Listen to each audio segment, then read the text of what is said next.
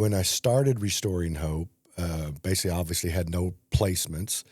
So finally got the first placement like in October of 2008. So, since then, I mean, I would have never guessed that we would be supporting over 300 people, in the agency at this point. I was basically doing everything except the RN consulting in the agency. So when I started hiring, the first program manager, office personnel, it's just gone, I would say, nuts. Since 2008, I would have never expected to be where we are today with the growth. Welcome to the Hopeful Connection, a resource to connect you to the disability community. I'm Staci with the Hopeful Connection, and I'm sitting down with Chuck Swift to talk a little bit about him founding Restoring Hope and what his experience has been like. Chuck, would you mind introducing yourself? Chuck Swift with Restoring Hope. I founded Restoring Hope in fall of 2008 and currently just acting on the board. Yes. So let's talk about that. Okay. You mentioned day one, you were doing everything besides being the nurse. When you started it, how did you transition every step of the way to get to the point that Restoring Hope is what it is today? Yeah, good question. Again, starting a brand new business, you pretty much have to do whatever you can to get the business going and keep it surviving. So I was, the owner, I was the administrator, I was the financial person, I was also support staff. I've been a host home provider myself, been a relief staff myself. So I did basically everything from my home. And got my home approved to do supports. Right. After, probably a couple years of working out of my home, the growth started to happen, maybe up to 4, 5, 6 placements. And then it was time to start looking at some help, whether it be clerical or program manager, et cetera. Okay, you've wore a lot of hats at Restoring Hope. I have. What is the hardest hat that you wore as far as what's the hardest role that you played? Okay. So by nature, I don't feel like that I am a true caregiver. Sure. But I love people. I love working with our community of people. So being a host home provider was probably the most difficult for me. I'm not a real patient person when it comes to just taking your time and filling things out. I have learned through that, though, to really, really appreciate the people who are gifted to be support staff. Yeah. We talk about that. It feels like in every manager's meeting, as far as the host homes, relief homes really are the backbone of Restoring Hope.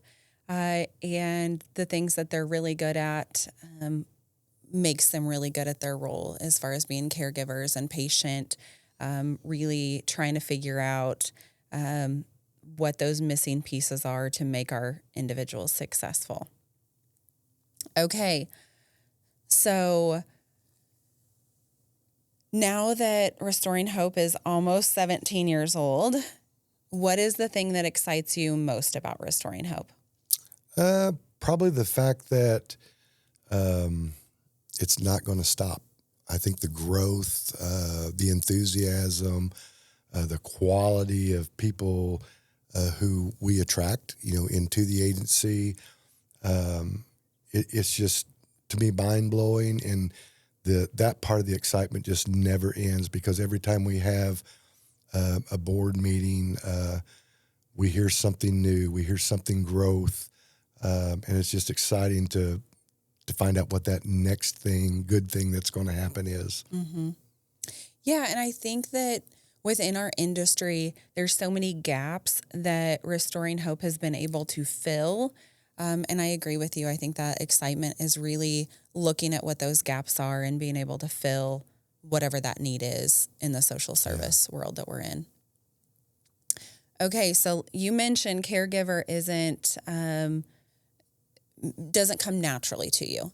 So as a trade, I know this industry is not the direction that you saw your life going. Can you talk about a little bit of where your background started and how you ended up here in the social service world? Which is kind of a crazy story. By degree, I'm a petroleum engineer.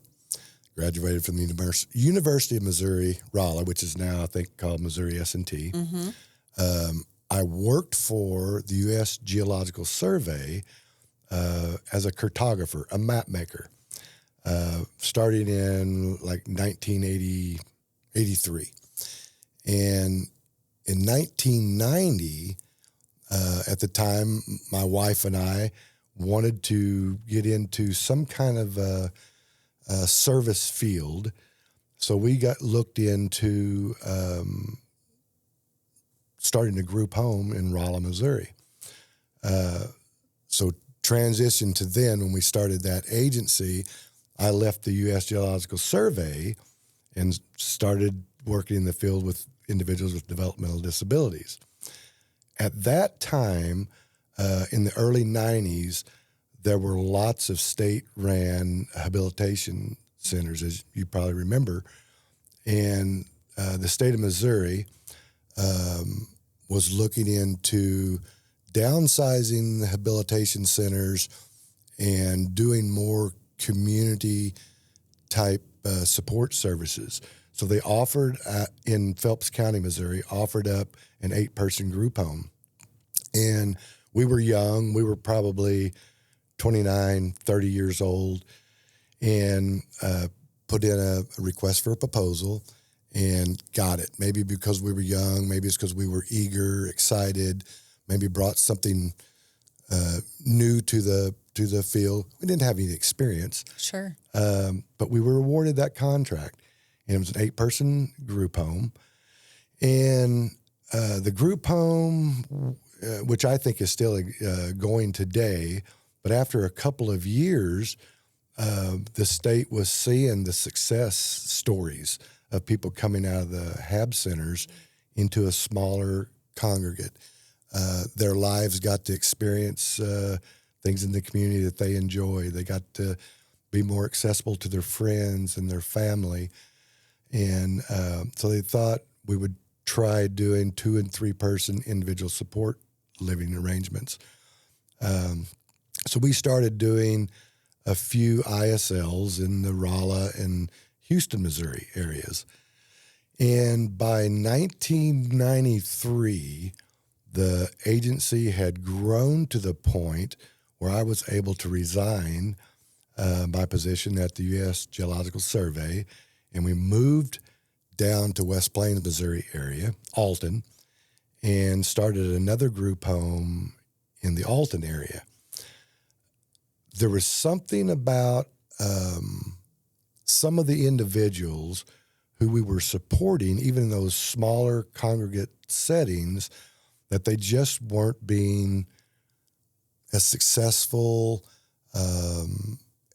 enjoying life like we really felt like they should. So we approached a service coordinator about trying the model, which we now call the host home model. And so we asked, could we just try an individual who is really struggling in a group setting and see how that individual would do with a host family, a host home.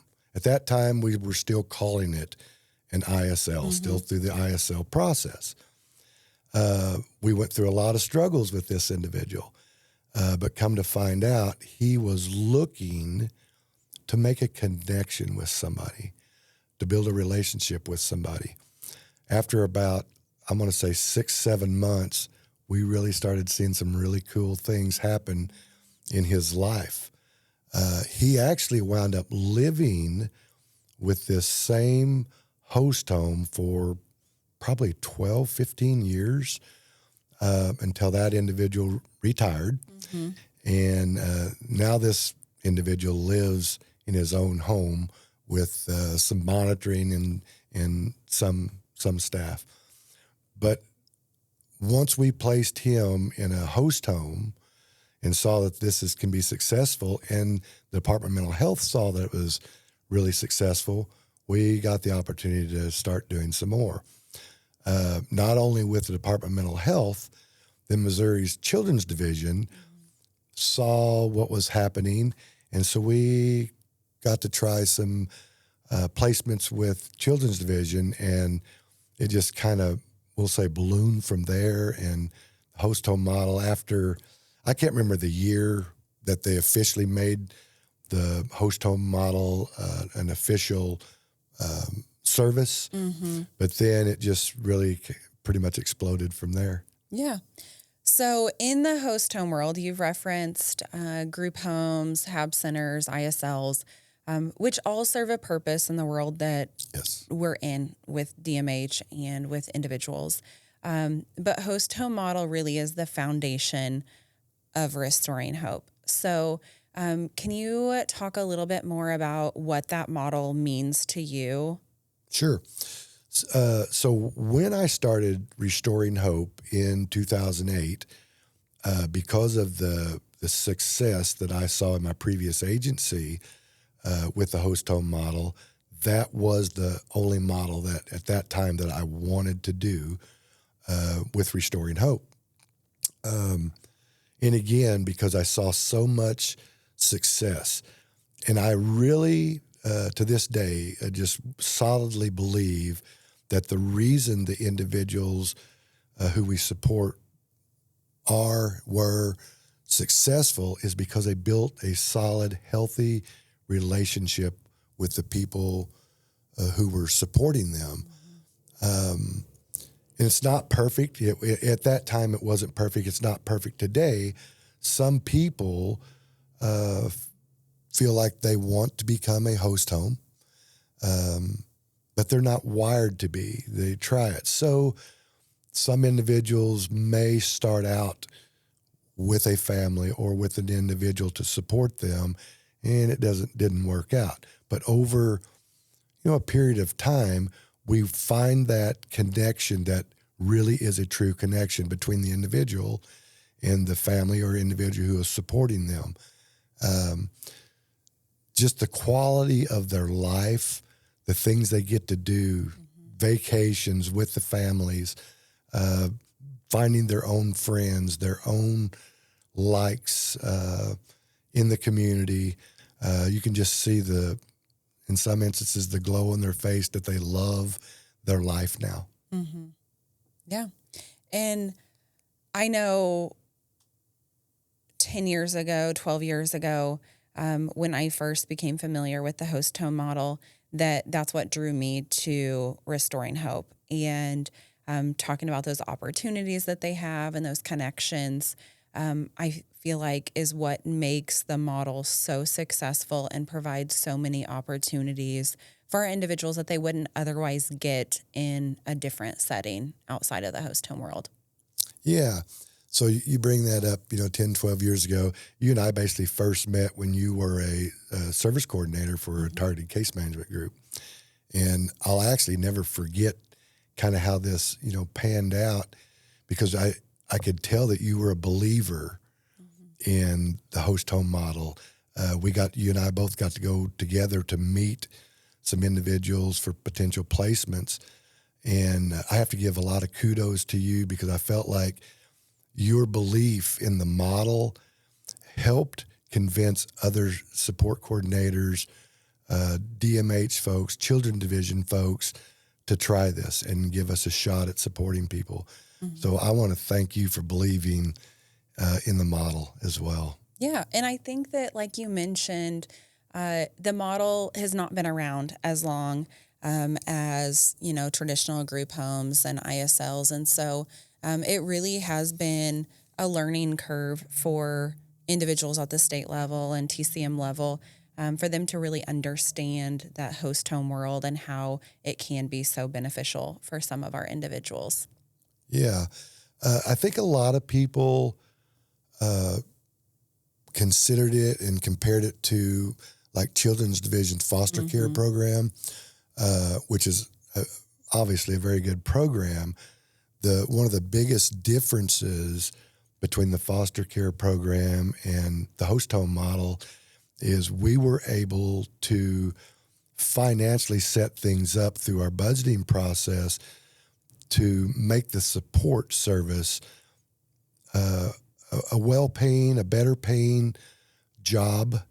And we have to look at it as it is also an employment opportunity for people. Right. But they were being rewarded a lot better through the host home model. Plus, we had the opportunity to build in relief time to give the people, the families or individuals who are supporting a person with developmental disabilities breaks, as well as the individual who receiving the services breaks from the family. So I guess, in a nutshell, it took just modeling the host home service for people, service coordinators, placement coordinators, et cetera, to see that, oh, wow, this is actually a really cool service. Mm-hmm. Absolutely. Okay, so in 2017, 2018, you transitioned out of the day-to-day, like you mentioned, number of hats that you were wearing, to, I will say, semi-retired life. What did that transition look like, and what does your involvement within the agency look like today? Okay. So transition or giving things up for me is very, very difficult. I love to be hands-on. I love doing the finances. And I will say this, an individual told me one time that if you really want to be successful in business, you go find people who are better than you are, better than myself, to do the things that I do. Really difficult thing for me to give up. But he was 100% accurate. I was pretty good at doing placements. I was pretty good at doing payroll. I was pretty good at paying bills, administrating services. But I found out there were people a lot better than me. Once I transitioned, we call it transition out, I'm basically retired. I really feel like that's when the agency really, really took off. So you ask about my role now. I still am an owner, one of the owners. About 3 years ago, Jeff Smith and I, the other owner, brought he has 2 adult children, I have 2 adult children. We brought them into the agency, formed a board of directors. We all 6 sit on that board of directors. Jeff and I are the only 2 voting board members, but we meet once a month with Staci, for just kind of an update on what's been happening, what's going to happen. And then I try to go to as many of our quarterly managers meetings as I can, just to kind of hang out with people and see some things from their perspective. Mm-hmm. Yeah.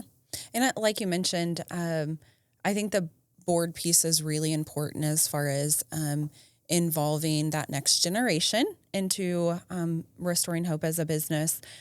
I think what's pretty unique to Restoring Hope is that all 4 of the kids, 2 of yours and 2 of Jeff's, they all have experience in the world of DD as providers, as social service workers. So I feel like we have such a unique opportunity that they're all coming with experience into the boardroom at Restoring Hope. Yeah. I agree. They do. My kids were very young when they were introduced into this field. I think Keely, my daughter, was like 3. Nate, my son, was like 6 or 7.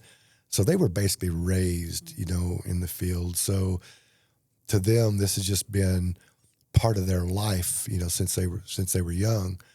I see Restoring Hope as a generational business, generational service. I'm not going to be around forever. I would really like to see the next generation even take Restoring Hope even to another level. So I don't ever see in my lifetime, and hopefully after I'm gone, Restoring Hope is just still growing and still surviving. Mm-hmm. You mentioned the quarterly management meetings.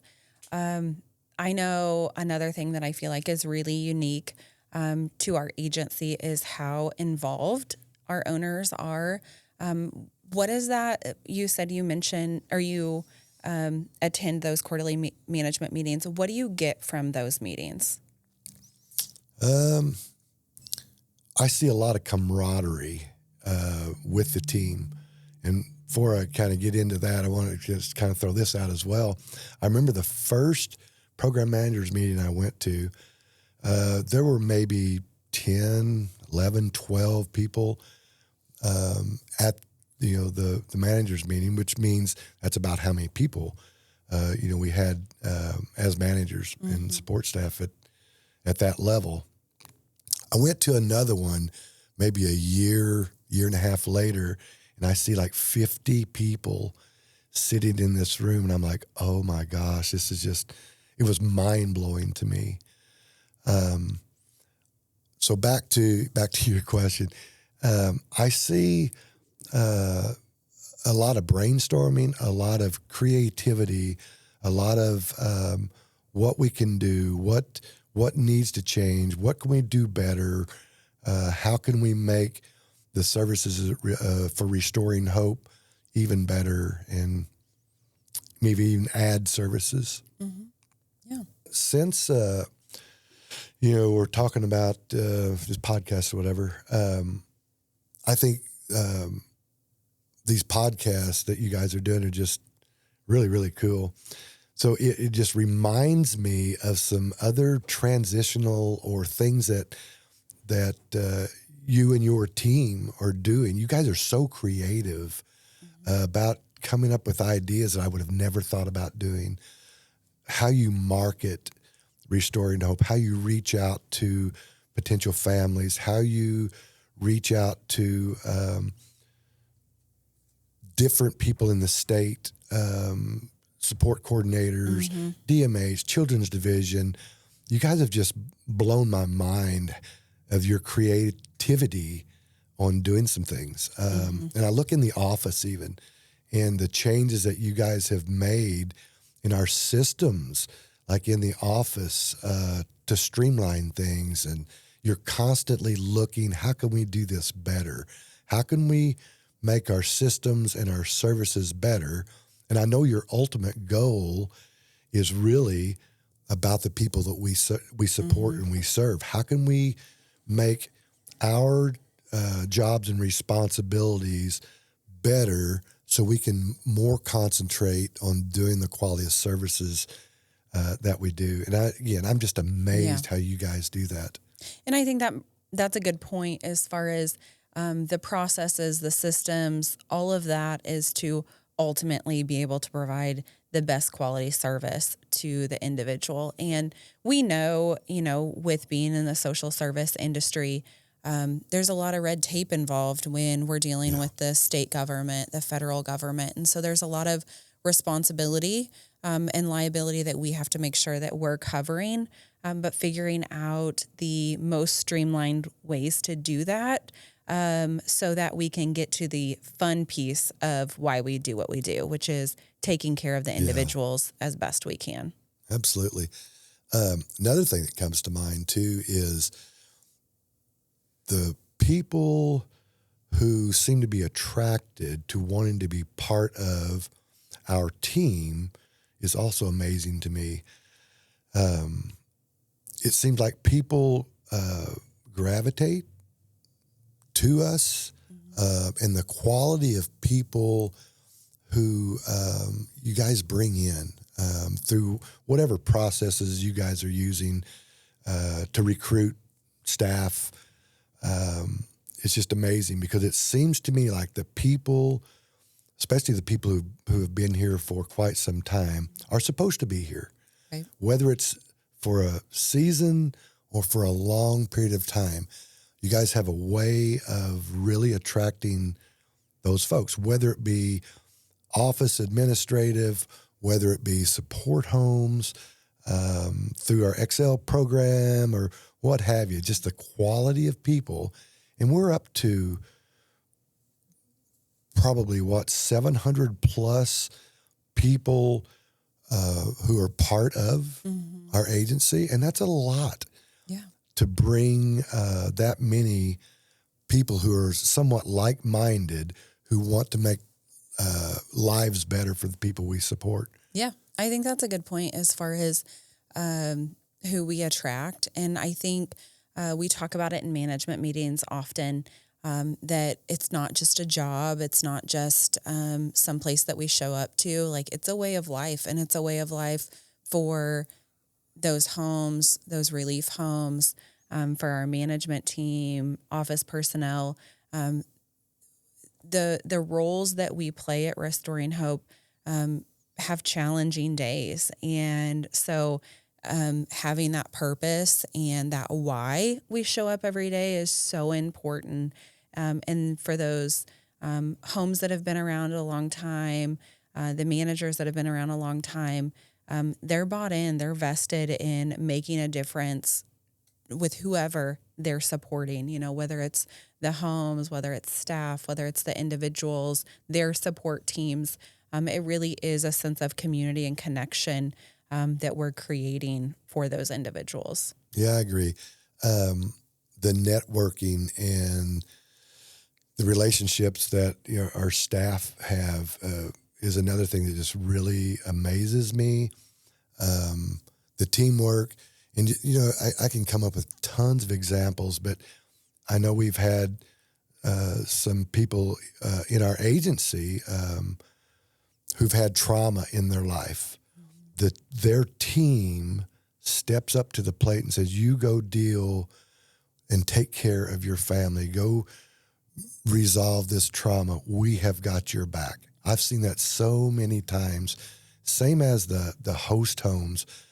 They have such a network that if something comes up, trauma or just a personal issue, somebody always wants to step up to the plate and help out, because what comes around goes around. I've seen it so many times in this agency. And I think that's a good point as far as for our homes, our management team, our staff, in our programs, that having those connections and those relationships get you through those tough times. And I know it can be overwhelming, especially coming in. There's so many different people, whether it's on the employee side, the contractor side, but finding a way to build those connections.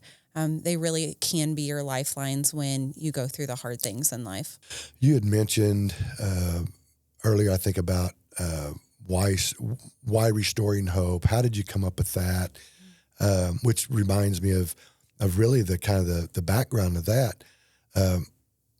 I also had, personal issues going on back in 2008. And so I thought starting Restoring Hope was for two purposes. One for myself and one for the individuals who I was going to be able to support, with developmental disabilities, with Restoring Hope. Once I got into growing Restoring Hope, it became much more than that, because I saw hope being restored, not just the individuals who were supporting, but for people who were looking for maybe some purpose in their life. And they found that being a caregiver really fulfilled their life. They looked at Department of Mental Health service coordinators. Some of those felt like their hands were either tied or just no service. This individual's going to fail. They saw hope for individuals. Children's division, families, guardians. It meant much more than just me personally and the individual that we were supporting. Yeah, I think our name captures so much of what we do.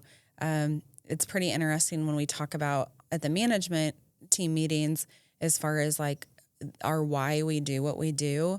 And it always comes back to the name of our agency. Like Restoring Hope. That's what all of our services tie back to. One of the things with Restoring Hope, like you mentioned, we talk about, for you personally, it meant something than the individuals that we were going to be supporting within our agency. I know so many homes that I've talked to, like you mentioned, they were looking for purpose. That they really take on that name of our agency. They find their purpose. They find the ability to really be able to care for somebody and give them more in life than, maybe that they've received elsewhere. So I know that that can happen, with any aspect of Restoring Hope, whether it's for our individuals, our homes, our employees. It really means more than just what the agency name is. Absolutely. Just another thought that comes up. I'm actually on Facebook. I don't post much or anything, but I do I follow, especially Restoring Hope. Mm-hmm. And it's really cool when you guys, Whitley or whoever, post something about Restoring Hope. And the families who are involved with Restoring Hope, I just see all these so cool comments supporting Restoring Hope, giving us kudos, patting us on the back. And honestly, it's a good feeling. But what really makes me smile, not because they're patting Restoring Hope on the back, they're actually patting themselves on the back. And they don't realize that. But they are the ones who really make the difference in an individual's life. So just following that kind of stuff is just really awesome to see. Mm-hmm. I want to take us back a little bit. I know you've transitioned out to at least semi-retired over the past 5, 6, 7 years. What have you seen change within the industry since you joined and became part of the industry, in the late 80s? Oh, gosh. Lots of changes. The services types, I think there's a lot more services being offered, maybe more tailored to each individual or maybe groups of individuals. I've seen, I'm going to have to think a little bit more about this one.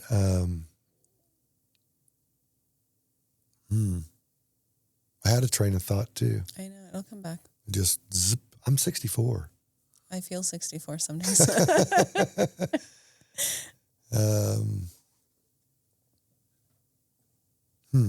We have to come back to that one. Okay, sounds good.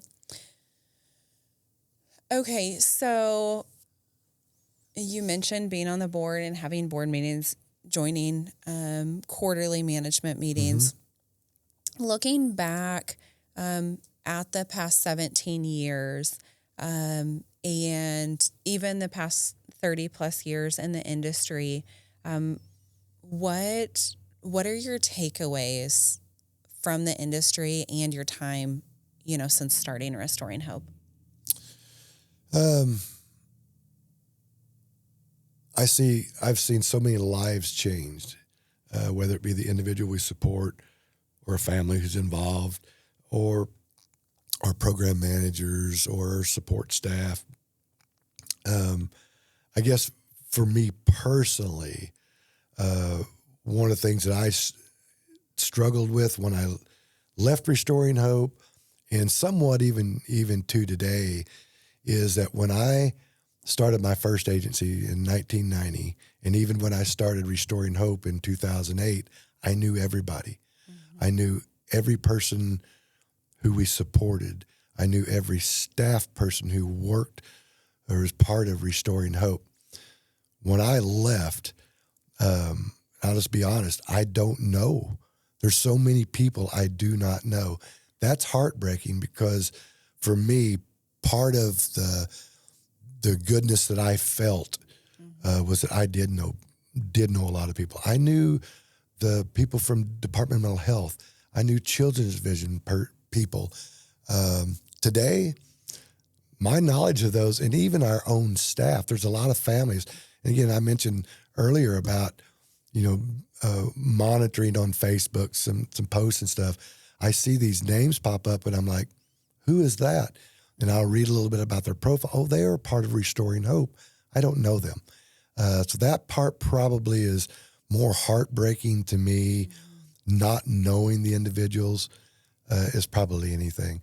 Giving up the things that I did, the bookkeeping, the payroll, all that stuff, it's a good feeling not to do that anymore. Sure. Okay, so we've talked a lot about your time at Restoring Hope and everything career-wise. What excites you in your life outside of Restoring Hope? I have a lot of freedom. I'm a pappy, grandparent. Love hanging out with grandkids, family, travel, just doing my own thing, playing golf, like to fly, doing family things, like kayaking, being on the river, being on the water, good food. Okay, you mentioned food. Okay. If you had to eat one food every day for the rest of your life, what would you eat? This one will blow your mind. I was raised very, very poor. Okay. And growing up, we would eat beans and cornbread probably 3 or 4 meals a week. I love them to this day. Okay. I could survive on beans and cornbread. Okay. Well, sounds terrible. It probably does. But I could. And I don't get them that often anymore. Yeah. My grandma makes beans and cornbread, and I don't fix them probably because I would be the only one that would eat them. But she always calls me when she makes them so that I'll come get some because it's just her. And so, yeah. Okay. So we've talked about pretty much your time at UMR to now. What was your life growing up, and do you feel like anything shaped you growing up to lead you into this industry? Yeah. So growing up, we were probably more on the poor side. I didn't know it. Didn't even know what that meant. But when I look back, compared to maybe now, I was raised very poor. Both of my parents had eighth grade educations, had 2 older sisters. We were raised on a farm, grew our own veggies and grew our own meats, butchered our own chickens, hogs, cows. I would have never dreamed of being a business owner, growing up. Probably a couple of things that really formed my life was my dad.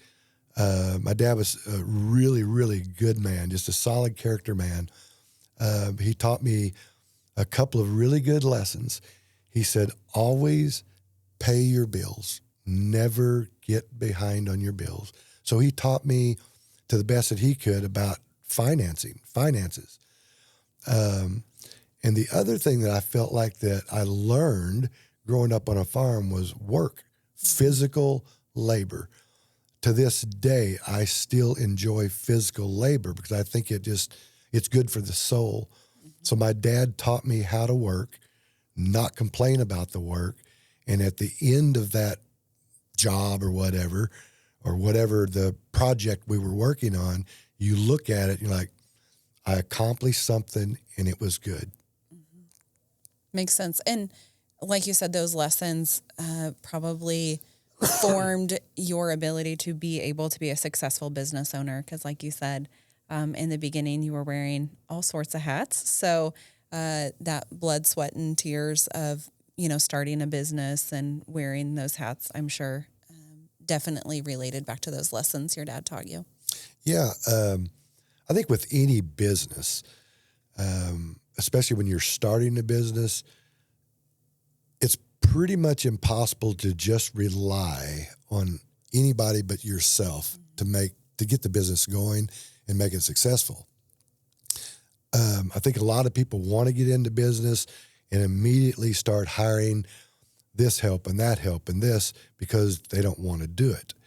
There's things that I didn't really want to do, whether it was with my first agency or with Restoring Hope, but I knew I had to do them. I couldn't afford to hire somebody to do it.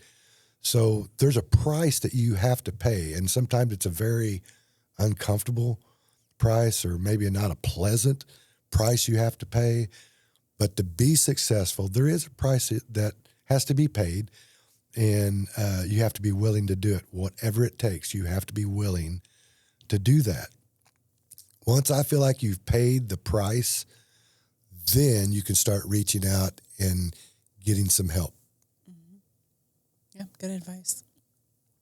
For potential homes coming on board, employees coming on board, what advice would you have for them getting started?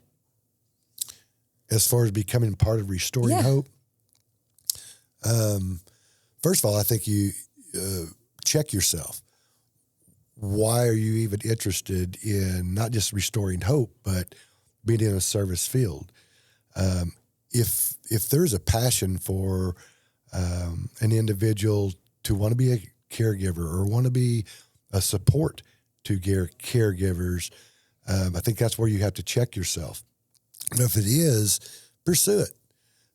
Restoring Hope might not be a good match or a good fit for you. Chances are it probably is. Restoring Hope and just the field, being part of the field, working with individuals with developmental disabilities has been probably one of the most rewarding, challenging things I've ever done in my life. Now, I've in my 30 some odd years in this field, I wake up a lot and I'm like, this is unreal. Just watching and seeing what is happening, especially with Restoring Hope, I pinch myself because this cannot be real. This just cannot be real. The size of Restoring Hope, and you had mentioned where we are. We're in pretty much every corner of the state and everywhere in between, and it's not stopping. There's just so much more opportunities out there to support individuals. Ever how you want to look at this, unfortunately or fortunately, there's always going to be needs. There are always going to be people with developmental disabilities who are going to need supports. Mm-hmm. So to see this service field ever come to an end, I don't know that will ever happen. So the needs being out there and continuing to be out there, Restoring Hope has a lot more opportunities and the growth. Who knows? Who knows? Maybe we're supporting 1,000 people in another 10 years. Maybe we're in another state, which you know that's a passion for me. Right. Whether it's my lifetime or the next generation or the next generation, I would love to see Restoring Hope go wherever it's supposed to go, wherever the needs may be. I don't want to limit us. I don't want to say we're stopping with X number of services or X number of people. Let it be open and just, I encourage you, I encourage all of our staff to just be open to whatever opportunities Restoring Hope has. Think through them, and if it's a good opportunity, jump on it and make it grow. Okay, so switching gears a little bit. I know when you were involved in the day-to-day, one of the pieces of Restoring Hope that you did not enjoy was licensure and certification when it would come around every 2 years. Our team is just starting to prepare for certification that will occur late summer, early fall for us. Reflect on your experiences with certification, and then what advice do you have for our team? So going through certifications, licensure and certification, I've been through both over the years. Very stressful for me. I'm very impatient and not toward that, oversight. It stresses me out because I want things really done right. If there's a book that's missing something, why is it missing? Just get it fixed. And I knew when it was all said and done, I knew how the outcome was going to be. Always knew it was going to be good. But just that process of preparing for it, and I probably stressed people out myself just because they could see the stress on me. But again, at the end of it, it was always good. We always would get good remarks, excellent certification. There'll always be some issues. It's not a perfect world, and Restoring Hope is not a perfect agency. We're really close. But I guess my encouragement or words for the future on that, don't be like Chuck. Don't get stressed out about it, because we have the people, all the people who are part of Restoring Hope want the best. They want to do the best, and they want to do their best. You will. You always do, and you never let down. You never disappoint. Good. Before we close, any last-minute comments or thoughts that you have? Thank you for inviting me. I think this is a really good opportunity for Restoring Hope. I hope that some of the things that I was able to share, people do find encouraging, or maybe find a little bit more human side of myself and not just a figure or somebody behind the scenes. I wish some days I do wish that I could be a little bit more involved, but I know that I can't, and probably shouldn't, because then it takes away some other things that I've got going in my life. I'm grateful. I am so grateful of Restoring Hope. I'm so grateful of the people who have become part of this agency, the families, the individuals. I could go on and on. I'll forever be grateful of the opportunity to do this. Well, thank you for sitting down with us today and sharing where Restoring Hope came from and where we plan to go in the future. So thank you. You're welcome.